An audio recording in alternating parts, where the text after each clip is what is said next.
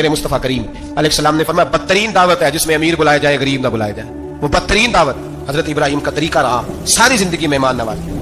ایک وقت ایسا آیا کہ اللہ تعالیٰ نے حضرت ابراہیم کو بہت زیادہ مال عطا فرمایا، اتنے اونٹ گنے نہیں جاتے، گائیں اتنی زیادہ کہ شمار نہیں ہوتی، بکرے بکریاں اتنی زیادہ کہ شمار، بہت زیادہ مال اللہ نے عطا فرمایا۔ اور ابھی کچھ عرصہ پہلے آپ پیچھے جائیں نا تو جو لفظ مال تھا وہ روپے پہ تو بولا ہی نہیں جاتا، وہ جانوروں پہ بولا جاتا، بہت زیادہ مال اللہ نے دیا، بکریاں گائیں اونٹ بیل بڑا کچھ۔ تو رب کریم نے فرشتوں سے فرمایا کہ واتخذ اللہ ابراہیم خلیلا، ابراہیم میرا دوست ہے۔ تو فرشتے کہنے لگے یا اللہ جسے اتنا کچھ دیا جائے اس نے دوست تو بننا ہی ہوتا ہے، تو نوازا ہی پڑا ہے، اتنا مال اتنے کھیت کھلیان اتنا کچھ۔ اللہ کریم نے فرمایا جاؤ آزمائش کر لو، امتحان لے لو۔ فرشتہ امتحان لینے پہنچ گیا، حضرت ابراہیم کے جانور چل رہے ہیں چراگاہ میں، حضرت ابراہیم بھی ہیں غلام بھی ہیں، بہت بڑا ریوڑ ہے، آپ تشریف فرمائیں۔ ایک فرشتہ آیا تو کھیت میں چھپ کے بیٹھ گیا اور بلند آواز سے کہنے لگا سبحان اللہ والحمد للہ ولا الہ الا اللہ واللہ۔ یہ تسبیح بڑی پسند ہے، محبوب نے ان کی فضیلت بیان کی۔ اب وہ حضرت سیدنا ابراہیم علیہ السلام کھڑے تھے تو وہ کھیت میں بیٹھ کے تسبیح پڑھنے لگا سبحان اللہ والحمد للہ ولا الہ الا اللہ۔ حضرت ابراہیم کہنے لگے یہ میرے رب کا نام کون لے رہا ہے، بڑی اس کی میٹھی آواز ہے، بڑی کون ہے؟ ڈھونڈنے لگے، گھومتے گھومتے اس کے پاس چلے گئے، فرشتہ انسانی شکل میں، تو میرے رب کا ذکر کر رہا تھا؟ اس نے کہا میں ہی کر رہا تھا۔ فرمانے لگے یار ایک دفعہ پھر نہیں کرتا؟ تو کہنے لگا ابراہیم پہلے تو میں اپنی مرضی سے کر رہا تھا، تو کہتا ہے تو پیسے لگیں گے، پیسے ہیں تو کر دیتا ہوں۔ حضرت ابراہیم کہنے لگے بول تو کیا لے گا، میرے اللہ کا ذکر سنانے کا کیا لے گا؟ کہنے لگا جتنی بکریاں آپ چلا رہے ہیں ساری دے دے تو میں اللہ کا ذکر سنا دیتا ہوں۔ اور آپ نے فرمایا بس جا تیری ساری ہوئی میرے رب کا ذکر سنا۔ اور پھر شروع ہو گیا سبحان اللہ الحمد للہ ولا الہ الا اللہ واللہ اکبر۔ حضرت ابراہیم علیہ السلام کیف میں یار پھر ذرا سنا، نہ علما وچ پھسا سانو، تو یار دی گل سنا سانو، ذرا دوبارہ سنا۔ میں پھر سنایا، ایک دفعہ پھر کہا، فرشتہ کہنے لگا بس یہ آپ کے پیسے پورے ہو گئے۔ حضرت ابراہیم کہنے لگے چل ایک دفعہ اور سنا۔ کہنے لگا پیسے لگیں گے، تو کیا لے گا؟ کہنے لگا گائیں بھینسیں ساری میری۔ فرمایا بس یار اتنی قیمت تو سنا صحیح، سارا کچھ ہی تیرا۔ پھر شروع ہو گیا سبحان اللہ والحمد للہ ولا الہ الا اللہ واللہ اکبر۔ گائیں دے دی بھینسیں دے دی، وہ ذکر سناتا ہے۔ حضرت ابراہیم کبھی مچلتے ہیں، کبھی روتے ہیں، کبھی آہیں بھرتے ہیں، تو میرے رب کا نام لے رہا ہے، ذرا پھر سے لے، کیف جاری ہے۔ کہنے لگا بس بھائی۔ حضرت ابراہیم فرمانے لگے تو اور لے لے جو لینا ہے، مجھے ذکر سنا۔ اس نے کہا ابراہیم بکریاں میں لے چکا، گائیں بھینسیں میں لے چکا، اونٹ رہ گئے، سارے لے لوں گا پھر ذکر سناؤں گا۔ فرمایا جا تیرا ہوا تو ذکر سناتا رہے، میں دیتا ہوں۔ دے دیا، کچھ دیر ذکر کیا تو اب خاموش ہو گیا۔ حضرت ابراہیم خلیل اللہ علیہ السلام فرمانے لگے ذکر سنا۔ کہنے لگا ابراہیم اب تیرے پاس دینے کو کیا ہے، ہر چیز تو میں لے چکا۔ آپ فرمانے لگے یہ گائے بھینسیں بکریاں چلانے کے لیے تجھے کوئی نوکر ملازم بھی تو چاہیے نا، تو اس طرح کر مجھے رکھ لے، میں روٹی نہیں مانگوں گا، کھانا نہیں مانگوں گا، تو اللہ کا ذکر سناتا رہنا، میں تیرے جانوروں کی نوکری کرتا رہوں گا۔ حضرت ابراہیم علیہ السلام نے جب یہ کہا نا، فرشتے کی آنکھوں میں آنسو آ گئے۔ تر دامنی پہ شیخ ہماری نہ جائیے، ہم دامن نہ چھوڑ دیں تو فرشتے وضو کریں۔ فرشتہ رو پڑا اور کہنے لگا ابراہیم مجھے سینے سے لگاؤ، آپ واقعی اس قابل ہے کہ اللہ آپ کو اپنا دوست بنائے، واقعی اس قابل ہے کہ رب آپ کو اپنا۔ حضرت ابراہیم علیہ السلام کا خدا سے محبت کرنے کا نرالا انداز، اور میرے بھائی یہی محبت انہیں میرے مصطفیٰ سے بھی تھی۔ ایک نبی گھر بنا رہا ہے، دوسرا بنوا رہا ہے، حضرت اسماعیل علیہ السلام پتھر اٹھا کے لا رہے ہیں، جناب ابراہیم بنا رہے ہیں۔ جب خانہ کعبہ بن گیا تو کہنے لگے ربنا وابعث فیہم رسولا، اے اللہ اب اسے بسانے کے لیے اپنا آخری رسول بھی عطا فرما۔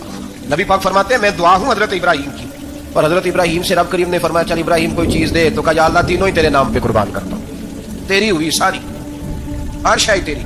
حضرت ابراہیم نے دین کے لیے، آپ شہر بابل کے قریب پیدا ہوئے تھے، وہاں سے مصر آئے، مصر سے فلسطین آئے، اور فلسطین سے آ کر کے کعبہ آباد فرمایا۔ زندگی سفروں میں گزری، سفر ایک تکلیف والی چیز ہے، پر حضرت ابراہیم نے وطن چھوڑ دیا، گھر چھوڑ دیا، جان بڑی عزیز ہوتی ہے۔ تو حضرت ابراہیم نے جب دین کے لیے نکلے تو جد و جہد کی، گھر کے اندر بھی گھر کے باہر بھی۔ آپ کے والد کا نام طارق ہے، وہ توحید پرست تھے، ایماندار تھے، پرہیزگار تھے۔ آپ کے چچا کا نام آزر ہے، وہ بت پرست تھے، بت بیچا کرتے تھے۔ حضرت سیدنا ابراہیم علیہ السلام جب میدان عمل میں نکلے تو حضرت ابراہیم علیہ السلام نے اپنے گھر سے جہاد شروع کیا، لڑنا پڑا، گھر کے اصولوں سے، چچا نے جو رواج بنائے ہوئے تھے اس رواج سے ٹکرائے۔ فرمایا میں اپنے گھر کے اندر یہ بت پرستی نہیں ہونے دوں گا۔ چچا کو ایک دفعہ نہیں بار بار 100 دفعہ سمجھایا۔ آپ کا چچا بت بنا کے بیچا کرتا تھا۔ حضرت ابراہیم علیہ السلام تھوڑے بڑے ہوئے تو کہنے لگا کہ چلو میرے ساتھ، تم بھی بت بیچنے ہیں، ہمارا کاروبار ہے۔ حضرت ابراہیم ساتھ نکلے تو بت پکڑا ہے، گندے پانی کے اندر اس بت کو ڈبوتے ہیں، کہتے ہیں کسی نے خریدنا تو خرید لو، نہ یہ نفع دے سکتا ہے نہ نقصان دے سکتا ہے، جو اپنا آپ نہیں بچا سکتا تمہیں کیا بچائے گا، خریدنا ہے تو خرید لو۔ چچا کہنے لگا تو کاروبار چمکا رہا ہے کہ تباہ کر رہا ہے۔ گھر میں بڑے معاملات خراب ہوئے، جھگڑے ہوئے، لیکن حضرت ابراہیم علیہ السلام ایک منٹ کے لیے بھی اپنے گھر کے اندر بھی کمپرومائز کرنے کو تیار ہے۔ یہ تھوڑا مشکل میں نے پہلو چھیڑ دیا ہے، یہ تھوڑا مشکل پہلو چھیڑ دیا ہے۔ تھوڑا سمجھدار آدمی ہے پر بیوی سے پردہ نہیں کرا سکتا، سیانا ہے، پنچایت کا بندہ ہے، جو اسے آپ کہیں گے وہ بات یہ سنائے گا، لیکن کہتا نہیں جی میں نے کوشش کر لی ہے. اس قسم کی کوشش ہے صاحب، کیسے ہو گیا؟ حضرت ابراہیم علیہ الصلوۃ والسلام نے گھر کے اندر سے فرمایا نہیں کرنے دوں گا، گھر کے اندر بھی ٹکرائے، فرمایا تم جو بھی ہو پاش کی یاد چچا کے اصولوں کو، اور باہر جب نکلے تو صرف علاقے کے چیئرمین سے نہیں ٹکرائے، ایم پی ایم این اے وزیر مشیر سے نہیں ٹکرائے، سپر پاور نمرود دنیا کا واحد حکمران تھا، اس وقت دوسرا کوئی حکمران ہی نہیں تھا، اکیلے حکمران سے جا کر ٹکرائے، کوئی ساتھ فوج نہیں تھی، کوئی ساتھ ان کے طاقت بظاہر دنیا داری کی کوئی نہیں تھی، پر حضرت ابراہیم جا کے ٹکرائے. اور میرے رسول پاک صلی اللہ علیہ وسلم نے سند بیان کی، فرمایا افضل الجہاد کلمۃ الحق عند سلطان الجابر، فرمایا سب سے افضل جہاد یہ ہے کہ تو ظالم بادشاہ کے سامنے کھڑے ہو کے حق بات بیان کر دے، یہ سب سے بڑا جہاد ہے، یہ سب سے افضل الجہاد ہے کلمۃ الحق عند سلطان الجابر، سب سے بڑا جہاد. حضرت ابراہیم کھڑے ہو گئے، سپر پاور سے ٹکرائے. یہاں ہم لوگ حکمتوں کا شکار ہیں، دیکھیں گے کریں گے سوچیں گے، اور مولوی صاحب کو ویسے کہتے ہیں آپ پرہیز کریں سیاسی باتوں سے. بھئی اللہ کے ہر نبی نے جا کے وقت کے ظالم حکمران کو لتاڑا ہے، للکارا ہے، یہ تو مشن انبیاء ہے. حضرت سیدنا ابراہیم علیہ السلام نے اس کو جا کے کہا کہ تو جھوٹ بولتا ہے، تو جھوٹا ہے، تو خدائی کا دعویٰ کرتا ہے، تو بہت بڑا ظالم ہے. اور قرآن مجید نے اس ساری بات کو بیان فرمایا. حضرت ابراہیم علیہ السلام سے کہنے لگا میں رب ہوں، تو آپ نے فرمایا میرا رب تو وہ ہے جو زندہ کرتا اور مارتا ہے. تو پھر آپ حق بات بیان کریں گے تو اللہ مارے گا کہ بندہ مارے گا؟ کچھ بھی نہیں ہوتا، کیونکہ زندگی موت کس کے ہاتھ میں ہے؟ اللہ کے ہاتھ میں. زندگی موت اللہ، کچھ بھی نہیں ہوتا. انسان صحیح سمت کا تعین کرے اور صحیح چلے. حضرت علی شیر خدا سے کسی نے کہا تھا کہ آپ کے بڑی دشمنی ہے، کوئی محافظ رکھ لیں. آپ فرمانے لگے موت خود بہت بڑی محافظ ہے، وقت سے پہلے آتی ہی نہیں، بڑی محافظ ہے وقت سے پہلے. علامہ نورانی رحمۃ اللہ تعالیٰ علیہ کراچی جیسے شہر میں رہا کرتے تھے، جہاں کام پہ خطرہ تھا. لوگوں نے کہا حضرت اتنے بڑے لیڈر ہو، آپ کی جماعت کی 62 سیٹیں ہوئی قومی اسمبلی میں، ایک ایسا وقت بھی آیا تو کوئی ایک آدمی بندوق والا. آپ فرمانے لگے مجھے ضرورت ہی نہیں، اس لیے کہ جس خدا رسول کے لیے میں نکلا ہوں وہ خود ہی حفاظت کرنے والے ہیں، ضرورت نہیں ان چیزوں. تو بھائی حضرت ابراہیم ٹکرائے، اور آپ کا انداز کیا ہے؟ جا کے کہا کہ تو نہیں، خدا وہ ہے جو زندہ کرتا. اور اس نے ایک بیوقوفوں جیسی دلیل دی.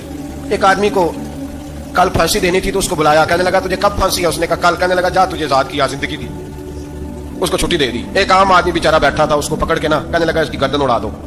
کہنے لگا دیکھ لو میں بھی زندہ کرتا اور مارتا ہوں، وہ جو کل مرنے والا تھا میں نے زندہ کر دیا ہے، اور جس کو پتہ ہی نہیں تھا کہ میں نے مرنا ہے اسے پکڑ کے میں نے مار دیا ہے. یہ بیوقوفوں جیسی دلیل ہے. حضرت سیدنا ابراہیم علیہ السلام چاہتے تو اسی وقت دلیل توڑ دیتے کہ تو کیا بیوقوفوں جیسی بات کر رہا ہے، اگر تو زندگی دیتا ہے تو مرے ہوئے میں جان ڈال کے دے جس کو تو نے مارا ہے. لیکن حضرت ابراہیم نے دیکھا کہ بیوقوف ہے، بیوقوفوں سے بحث نہیں ہوتی، دلیل بدل لی جاتی ہے، ان کی عقل کے مطابق بات کی جاتی ہے. حضرت ابراہیم فرمانے لگے میرا رب وہ ہے جو سورج مشرق سے نکالتا ہے اور مغرب میں غروب کرتا ہے، تو اگر رب ہے تو تو مغرب سے نکال کے مشرق میں غروب کر. فبہت الذی کفر، کافر لاجواب ہو گیا، اس کے پاس اس چیز کا کوئی جواب نہیں تھا. علامہ اسماعیل حقی نے خوبصورت فکرہ لکھا ہے، خوبصورت جان ڈال دی ایک جملہ کہہ کے. حضرت سیدنا علامہ اسماعیل حقی رحمۃ اللہ علیہ فرمانے لگے چونکہ نمرود بیوقوفوں جیسی باتیں کر رہا تھا، اگر وہ یہ کہہ دیتا نا کہ میں سورج کو نکالتا ہوں مشرق سے، میں غروب کرتا ہوں معاذ اللہ مغرب میں نکالتا ہوں، تو آپ اپنے رب سے کہیے کہ وہ مغرب سے نکال کے مشرق میں غروب کرے. علامہ اسماعیل حقی فرماتے ہیں رب کریم کی آواز قدرت تھی، مالک حضرت ابراہیم علیہ السلام کے اس اگر وہ کہہ دیتا اور حضرت ابراہیم دعا کر دیتے تو رب کریم نے فرشتوں کو تیار بٹھایا ہوا تھا. فرمایا اگر یہ کہہ دے میرے خلیل سے کہ سورج مغرب سے نکال کے مشرق میں غروب کرنا ہے تو تیار رہنا، جس طرح خلیل کہیں گے ویسے ہی کر دیں گے. واتخذ اللہ ابراہیم خلیلا، ابراہیم ہمارا دوست جو ہوا، جیسے کہے گا ویسے کر دیں گے. حضرت سیدنا ابراہیم علیہ السلام کی باتوں کا جب جواب نہ دے سکا، دلیل نہیں بندہ دیتا، پھر لڑائی کرتا ہے، پھر جھوٹے موٹے اعتراض کرتا ہے. دلیل ختم ہوتی ہے تو لوگ ذاتیات میں اترتے ہیں، کہتے ہیں یہ کھانستا صحیح نہیں، دیکھتا صحیح نہیں. دلیل ختم، اب ذاتیات پہ اترے، کہنے لگے مجھے پتہ چلا ہے کہ یہ فلانی جگہ گیا تھا تو وہاں جا کے اس نے اس طرح کیا ہے. پھر لوگ ذاتیات پہ اترتے ہیں، جب دلیل کا جواب دلیل سے نہیں دے پاتے پھر ذاتیات پر اتر کر حملے کرتے ہیں. حضرت ابراہیم کے دلائل کا جواب نمرود نہ دے سکا تو کہنے لگا کہ اس کو آگ میں ڈال دو. قوم گئی ہوئی تھی ساری، آپ نے بات سنی ہوئی ہے، میں نے صرف اشارہ دینا ہے. میلے پہ حضرت سیدنا ابراہیم علیہ السلام نے سارے بت توڑ دیے، کلاڑا بڑے بت کی گردن پہ رکھا. واپس آئے، کہنے لگے بت کس نے توڑے ہیں؟ تو فرمایا اس سے پوچھو جس کی گردن پہ کلاڑا ہے. کہنے لگے یہ تو بول ہی نہیں سکتا. تو فرمانے لگے بڑے بیوقوف ہو جو بولتا ہی نہیں، سنتا ہی نہیں، اپنا آپ نہیں بچا سکتا، اس کی پوجا کرتے ہو. کہنے لگے پکڑو دلیلیں ختم ہو گئی، اس کو آگ میں ڈالو. بہت بڑی حویلی 45 فٹ مربع پہ مشتمل ایک حویلی بنائی گئی اور 45 فٹ اونچی. مختلف روایات، علامہ اسماعیل حقی کہتے ہیں کہ 3 مہینے تک نمرود نے کہا کہ اس کے اندر لکڑیاں ڈالو. لوگ پوچھنے لگے کتنی دنیا جلانی ہے؟ کہنے لگا بندہ تو ایک جلانا ہے، پر بندہ بڑا تگڑا ہے، ایک بندہ. 3 مہینے لکڑیاں ڈالی گئیں. اور لوگوں کی جو تہمات ہوتی ہیں نا وہ بڑی عجیب ہوتی ہیں. تہمات میں نے بڑی تفصیل سے رمضان المبارک میں گفتگو کی تھی. بدشگونی توہمات لوگ لیتے ہیں. اس وقت بھی لوگ توہمات کا شکار ہو گئے. عقیدہ بگڑ جاتا ہے تو وہ عجیب و غریب باتیں کرنے لگتا ہے. توہمات کا شکار ہو گئے. بیویاں نظر مانتی, میں بیمار ہوں, اگر صحیح ہو گئی تو اتنے میں لکڑی دوں گی حضرت ابراہیم کی آگ جلانے کے لیے. ایک عورت لے کے جا رہی ہے لکڑیاں. ایک نیک دل آدمی نے اس سے پوچھا کہاں جا رہی ہو؟ کہنے لگی میں نے منت مانی تھی تو حضرت ابراہیم علیہ الصلوۃ والسلام کو معاذ اللہ جلانے کے لیے لکڑیاں لے کے جا رہی ہوں. تو وہ رب کریم کے بندے کہنے لگے تو ڈھونڈتی رہے گی, تجھے وہ جگہ ملے گی نہیں. وہ بی بی کئی مہینے گھومتی رہی, جگہ ہی نہیں ملی جہاں لکڑیاں ڈالی, ماری گئی. توہمات کا شکار ہوئے بہت سارے لوگ. توہمات کا بھائی, توہمات دین کے اندر منع ہے. توہمات دین میں کوئی نظر ماننا, کوئی کسی بزرگ کے مزار پہ جا کے سالے ثواب کے لیے کوئی چیز ماننا, یہ تو درست ہوا.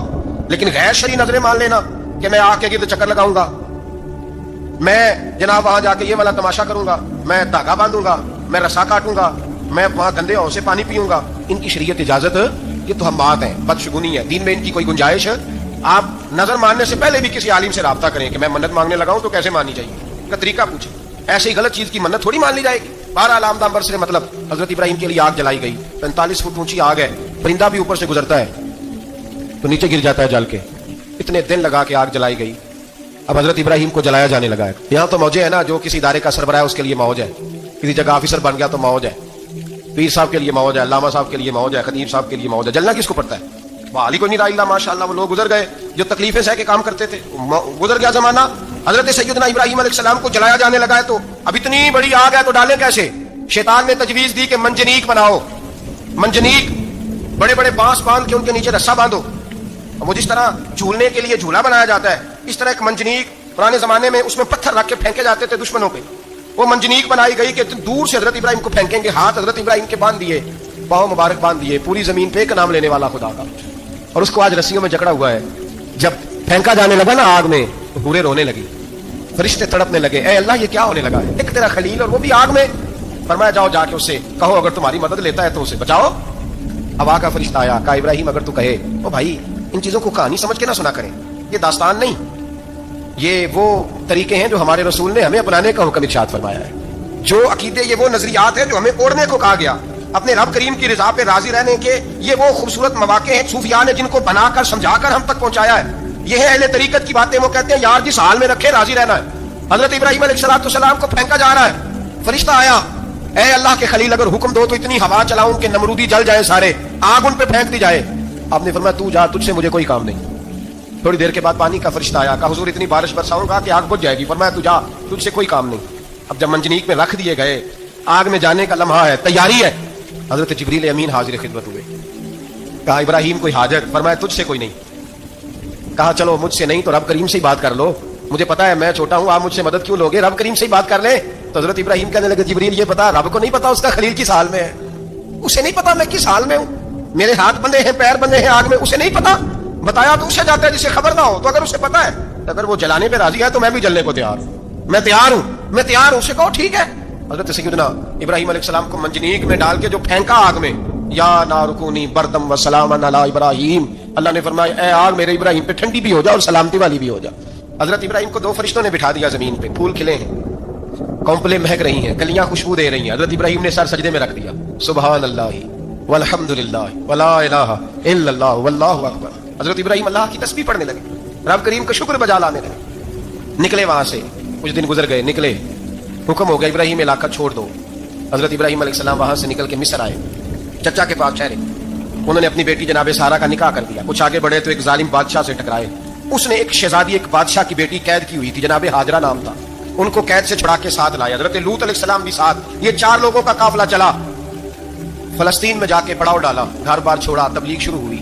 حضرت ابراہیم کے گھر میں 2 خواتین ہیں, ایک آپ کی بیوی ہیں, ایک حضرت ہاجرہ ہے. اولاد کوئی نہیں, بڑا میوہ میٹھا. گھر وہی آباد ہوتا ہے جس میں بچے روتے ہیں, گھر ہوتا ہی وہ ہے جس میں بچوں کی چنچناہٹ ہوتی ہے, بھن بناہٹ ہوتی ہے. حضرت ابراہیم نے ایک بچہ روتے ہوئے دیکھا تو آنکھوں میں آنسو آئے, کہنے لگے ربی حبلی من الصالحین, یا اللہ مجھے بھی نیک اولاد عطا کر. حضرت سارہ نے سن لیا, کہنے لگی ابراہیم شاید میرے بطن سے تو آپ کو نصیب نہیں, ہاجرہ سے نکاح کر لو. جناب ہاجرہ سے نکاح ہوا. اللہ تو بڑا بے نیاز ہے, رب کریم نے حضرت اسماعیل جیسا خوبصورت بیٹا عطا فرمایا. بیٹا کالا سیاہ بھی ہو تو سینے کی ٹھنڈک ہوتا ہے, پر یہ تو وہ بیٹا ہے جس کی پیشانی میں نور محمدی چمکتا ہے صلی اللہ علیہ وسلم. حضرت سیدنا اسماعیل اتنے خوبصورت.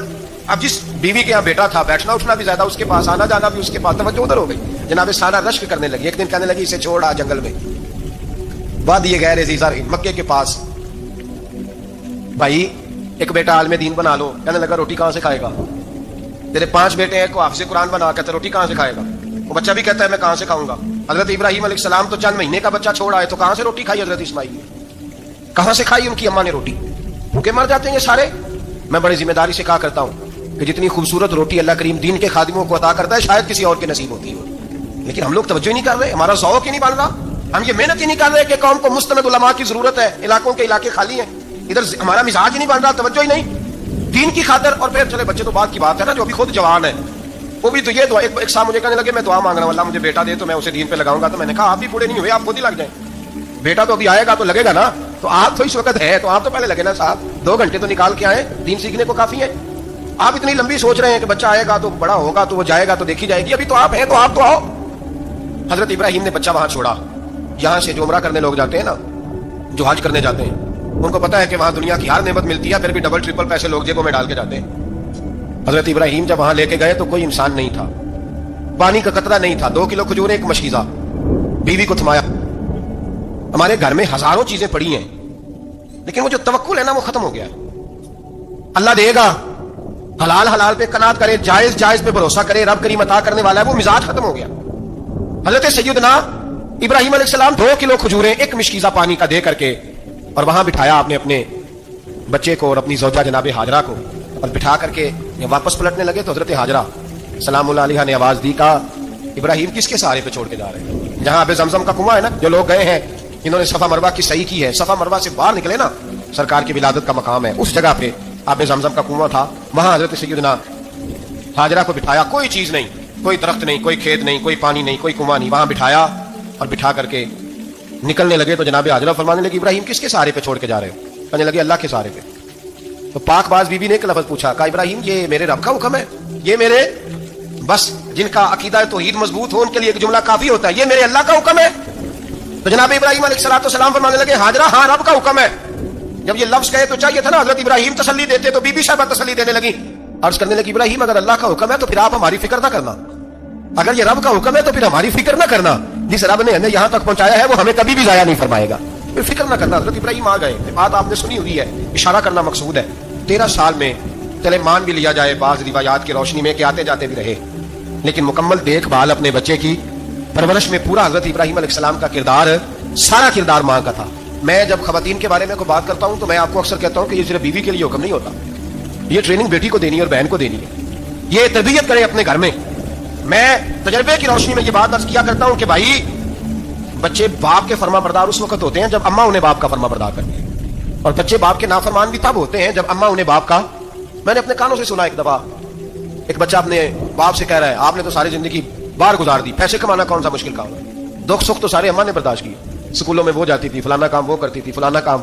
अब ये सोच उसकी जाती तो नहीं, ये उसको दी गई है, और अगर उसको ये सोच दे दी जाए कि अम्मा कहे कि मैं तो अपनों में रही सारी जिंदगी, मैंने तो अपनों में वक्त गुजारा, और तेरा बाप तो कई दफा जनाजे भी नहीं पढ़ सका, ने तो माँ बाप ऐसे दफन कर दिए, वो अगर ये सोच फराहम करे तो फिर बच्चा बाप का फर्मा बरदार होता है। और ये वाली रिवायतें हम बीवी को सुनाते हैं, हालांकि किसको सुनानी चाहिए बोलिए, बहन और बेटी को, बहन और बेटी को सुनाएं ये बातें, उनको समझाएं ताकि आगे जाके वो जो घर तरतीब दे वो घर बड़ा उम्दा और निखरा हुआ हो।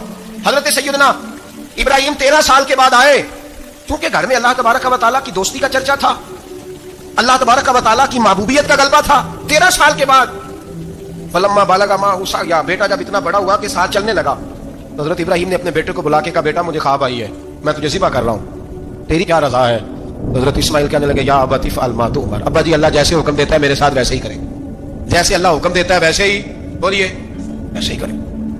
हजरत हाजरा को कहा कि एक दोस्त ने दावत की है तो वहां जा रहे हैं, बीबी मुतमईन है, तफसीलात की जरूरत नहीं, खत्म बात, इतबार है, मुतमईन हो गई। शैतान पीछे से आया अम्मा के पास, जरा थोड़ी देर के लिए तसव्वुर जमाइए, यहां तो पड़ोसन आके को बात बता देती है खावंद के बारे में तो कई महीने झगड़ा जारी रहता है, पड़ोसन मल्लेदार। शैतान ने आके बताया लफ्ज क्या है, कहा हजरा तुम्हें पता है कहां जा रहे हैं, कहा दोस्त की दावत में। तो कहने लगे दोस्त कौन है, रब करीम, और इब्राहिम का ख्याल है कि उस रब ने मुझे हुक्म दिया है कि मैं ज़िबा करूं। तो हजरत हाजरा कहने लगी कभी बाप ही बेटा ज़िबा करते हैं। शैतान कहने लगा उनका ख्याल है कि उनके रब ने हुक्म दिया है। जनाब हाजरा फरमाने लगी अगर रब ने हुक्म दिया तो फिर तू मुझे शैतान लगता है, तू मुझे शैतान लगता है। का क्या मतलब? फरमाने लगी अगर रब करीम का हुक्म है तो मेरे पास एक इस्माइल है, अगर 1000 भी होते मैं सारे अल्लाह के रास्ते में पेश कर देती, दे देती, मालिक का ही तो है सारा कुछ, उसी का है। اس میں لہت اللہ کی کیا گنجائش؟ حضرت سیدنا ابراہیم علیہ السلام نے بیٹے کے حلق پہ چھری رکھ بھی دی اور چھری چلا بھی دی، رکھ بھی دی، اور وہ تو اللہ کریم نے فرمایا یا ابراہیم قد صدقت الرؤیا، ابراہیم تو نے خواب سچا کر دکھایا، وہ قیامت تک تیرا نام رہے گا۔ حضرت ابراہیم نے وطن بھی دیا، جان بھی دی، بیٹا بھی، اللہ کریم نے دمبے دیے، فرمایا یہ فدیہ ہے۔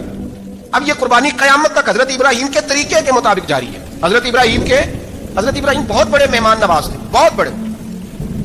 آپ جب مصر میں قیام تھا تو بڑے بڑے لمبے چوڑے لنگر پکتے تھے، لوگ آیا جایا کرتے تھے، بڑا تفصیل کے ساتھ کھانا ہوتا تھا۔ مہمان نوازی آپ کی خاص صفت مبارکہ ہے۔ ہمارے ہاں بھی مہمان نوازی ہوتی ہے امیروں کی، بلکہ اب تو مہمان نوازی اس طرح کی ہے کہ کل تیری میرے پاس دعوت ہے اور پرسوں میری تیرے پاس ہے۔ وہی امیروں میں وہ چکر رہتا ہے، پارٹیاں دوست ایک دوسرے کو ڈالتے ہیں، تیری طرف پارٹی تیری طرف، اور اسی انداز میں اب یہ عید آئے گی نا، ٹکا پارٹیاں ہوں گی جگہ جگہ، اور لوگ سوال پوچھنے لگے ابھی سے، کہتے ہیں قربانی کا کتنا گوشت گار رکھنا جائز ہے؟ قربانی کا کتنا گوشت گار رکھنا جائز ہے؟ سارا ہی جی ہاں، اس لیے فریزر لے لیں، فریج سے نہیں کام چلے گا، سارا ہی جائز رکھنا، سارا ہی جائز رکھ لیں۔ اور خدا کے بندے، قربانی وہ بندہ دیتا ہے جو سارا سال ہی گوشت کھاتا ہے، صحیح کہہ رہا ہوں؟ قربانی صاحب نصاب صاحب استطاعت بندہ دیتا ہے نا، تو وہ سارا سال ہی گوشت، تو سارا گھر میں رکھنا بھی جائز ہے، لیکن سارا دے دینا بھی۔ تو جو آ رہی ہے اس پہ کیوں توجہ کرتے ہو؟ جو دوسرا جائز ہے اس پہ کیوں نہیں عمل کرتے؟ سارا تقسیم کرتے، بات ختم ہوئی۔ یقین کریں، محرم میں جا کے دوست ٹیلی فون کر کے سوال پوچھتے ہیں، کہتے ہیں صاحب سنا ہے قربانی کا گوشت محرم میں کھانا جائز نہیں۔ میں کہ نہیں، ربیع الاول بھی جائز ہے، رجب رمضان تک کھاؤ، کوئی بندہ نہیں منع کرتا، اس لیے کہ کسی کو دینا تو پسند ہی نہیں، یا پھر اس میں سے جو خاص چیزیں ہیں وہ اپنی فریج میں، اور باقی جو ہے وہ دوسروں کے لیے۔ یہ کیا طریقہ ہے ہمارا؟ اور اسی پہ عمل ہے۔ اللہ تبارک و تعالیٰ ہمیں سمجھنے کی توفیق عطا فرمائے۔ یہ قربانی حضرت ابراہیم کا طریقہ ہے۔ حضور نے اگرچہ نبی پاک کی اپنی سنت تھی، یہ بھی کہہ سکتے تھے سنتی و سنت ابیکم ابراہیم، میری سنت ہے اور تمہارے باپ ابراہیم کی سنت ہے، یہ نہیں فرمایا۔ جب صحابہ نے کہا قربانی کیا ہے، فرمایا سنت ابیکم ابراہیم، یہ تمہارے باپ ابراہیم کی سنت ہے۔ ہر صاحب نصاب پر قربانی واجب ہے، جو زکوٰۃ کا نصاب رکھتا ہو اس پر قربانی واجب ہے، یعنی ضروریات سے زیادہ اتنے پیسے، جتنے پیسوں سے زکوٰۃ فرض ہوتی ہے، اتنے پیسے جس آدمی کے پاس قربانی سے پہلے آ جائیں اس آدمی پر قربانی کرنا واجب ہے۔ بکرا، چھترا، دمبا 1 سال کا، یا دمبا 6 مہینے کا ہو پر اتنا بڑا محسوس ہوتا ہو کہ لگے 1 سال کا ہے، اس کی قربانی ہو سکتی ہے۔ جانور میں کوئی عیب نہیں ہونا چاہیے، اتنا کمزور نہ ہو کہ ذبح جہاں اسے کرنا ہے وہاں وہ چل کے جا نہ سکے، اتنا کمزور جانور نہ ہو، اس کے اندر بظاہر کوئی اتنا بڑا نقص نہ پایا جاتا ہو، کانا نہ ہو، لنگڑا نہ ہو، کوئی اس کی ہاتھ نہ کٹے ہوئے ہوں، ایسا نقص جو واضح ہو۔ بکرا 1 سال کا، گائیں اور بھینس یہ 2 سال کی، اونٹ 5 سال کا۔ اب اس میں یہ ہے کہ ہمارے بہت سارے دوستوں کے ہم دیہاتی لوگ ہیں تو پوچھتے ہیں کہ دوندا نہیں ہے تو چوگا نہیں ہے، تو یہ ہماری پنجابی کی اصطلاحات ہیں، پنجابی کی۔ شریعت اسلامیہ نے سال بتائے، یہ تو ہم نے اپنی آسانی کے لیے، یا دیہاتوں میں جو ماحول تھا اس طرح کا جانور لیں، خوبصورت جانور لیں۔ جو نصاب ہے وہ بھی میں نے آپ کو بتایا، لیکن ایک اور پہلو بھی ہے۔ نبی پاک صلی اللہ علیہ وسلم پہ زکوٰۃ کبھی فرض نہیں ہوئی، کبھی حضور پہ زکوٰۃ فرض نہیں ہوئی۔ نبی پاک صلی اللہ علیہ وسلم کے پاس اتنا سرمایہ کبھی اکٹھا ہوا ہی نہیں کہ زکوٰۃ فرض ہو، لیکن نبی پاک کے صحابہ فرماتے ہیں کہ مدینے کے 10 سالوں میں اللہ کے رسول نے ہر سال قربانی فرمائی ہے، ہر سال قربانی دی۔ اور جس سال حضور حج کرنے گئے اس سال اللہ کے نبی نے 63 اونٹ ذبح فرمائے، اور حضور صلی اللہ علیہ وسلم جب اونٹ ذبح کرنے لگتے نا تو صحابہ کہتے ہیں اونٹ خود دوڑ کے حضور کے سامنے آ کے لیٹ جاتا، اور نبی پاک اسے ذبح کرتے اور فرماتے ہیں ایک دوسرے کو دھکے دیتے اونٹ کے، پہلے میں نے جانا ہے ذبح ہونے کے لیے، پہلے میں نے، انہیں پتا تھا کہ جو مصطفیٰ کے ہاتھوں ذبح ہوگا وہ تو دائمی زندگی پا جائے گا، یہاں بھی وہاں بھی زندہ۔ 63 اونٹ ذبح کیے، ایک اونٹ میں کتنی قربانیاں ہوتی ہیں؟ 7۔ اب 63 کو 7 سے ضرب دو گے تو کتنی بنے گی؟ اور پھر نبی پاک صلی اللہ علیہ وسلم نے 10 سال مدینہ منورہ میں قربانی دی، ہر سال۔ اب وہ 63 اونٹ، ایک اونٹ میں 7 قربانیاں، ہر سال جہاں قربانی، اور مولا علی شیر خدا فرماتے ہیں نبی پاک 2 قربانیاں دیتے۔ میں نے کہا حضور 2 جانور ذبح کر رہے ہیں آپ، تو حضور نے فرمایا ایک میری طرف سے، ایک میری امت کی طرف سے، غریبوں کی طرف سے۔ اور حضرت علی کو حضور نے وصیت فرمائی تو 2 دیا کرے گا۔ یا رسول اللہ صلی اللہ علیہ وسلم میں غلام ہوں، خادم ہوں۔ حضور نے فرمایا علی ایک تو نے اپنی دینی ہے، ایک میری طرف سے دے دی ہے۔ 2 قربانیاں۔ مولا علی نے بھی ساری زندگی 2 قربانیاں دی۔ حضرت علی بھی مال کے نصاب نہیں تھے، اپنا مکان ہی نہیں تھا، کوئی کاروبار نہیں تھا، کئی دن فاقے رہتے تھے، پر قربانیاں کتنی دیتے تھے؟ 2۔ ہمارے پاس ویسے اگر سسرال میں، میکے میں، کزنوں میں کچھ شادی ہو جائے تو 50-60 ہزار کا خرچہ برابر ہے، وہ پکا ہے۔ اور قربانی کی باری غریب ہو گئے، ساری غریب ہو گئے، کہتے نہیں یہاں مشکل ہے۔ اور خدا کے بندے اللہ کے ساتھ تجارت کر، اس کے رستے میں 1 دے گا، رب تجھے 70 گنا اضافہ کے ساتھ عطا فرمائے گا۔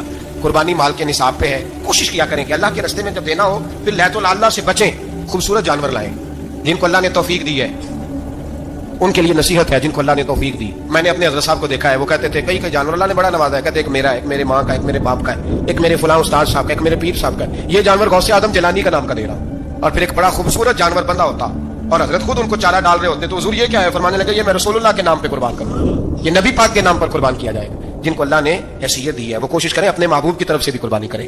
نبی پاک کے نام کی قربانی دے, خوبصورت سا جانور پیارا, پھر اس کی خدمت ہو, پھر اس کی قربانی دی جائے, اور نبی پاک کے نام پر قربانی دی جائے. حضور نے خود وصیت فرمائی حضرت ابو بکر صدیق کو, قربانی بڑا حسین عمل ہے, اور میرے نبی پاک صلی اللہ علیہ وسلم نے ناراضگی بھی فرمائی. ذرا خو کرے ہم تو سے تھوڑا سا گلا بھی سن لے. میرے حبیب نے فرمایا جو طاقت کے باوجود قربانی نہ کرے وہ ہماری عیدگاہ میں عید کی نماز پڑھنے نہ آئے, وہ نہ آئے. اور یا رسول اللہ جو کرے گا, فرمایا قربانی کے جانور کا خون کا قطرہ بعد میں زمین پہ گرے گا, اللہ اس کے سارے گناہ پہلے معاف فرما دے گا, اللہ اس کے سارے گناہوں کو بخشے گا. قربانی کریں, خوبصورت انداز میں کریں, اللہ کی رضا کے لیے. بزرگوں نے لکھا ہے 3 حصے کرو گوشت کے, ایک گھر میں رکھو, ایک رشتہ داروں میں بانٹو, پڑوسیوں میں بانٹو, اور تیسرا فقط غریبوں کو دو.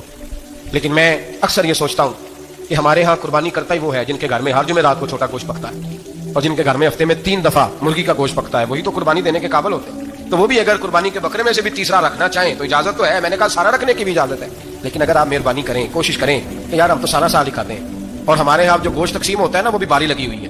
ادھر سے پلیٹ آئی تھی گوشت کی تو ادھر سے بھر کے چلی گئی.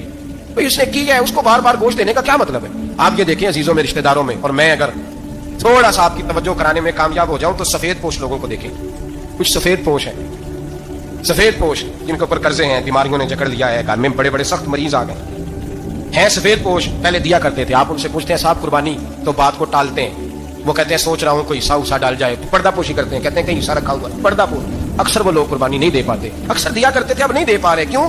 اس لیے کہ مشکلات ایسی آ گئی. ان لوگوں کا خیال کریں, ان کے گھروں تک گوشت پہنچا کے آئیں.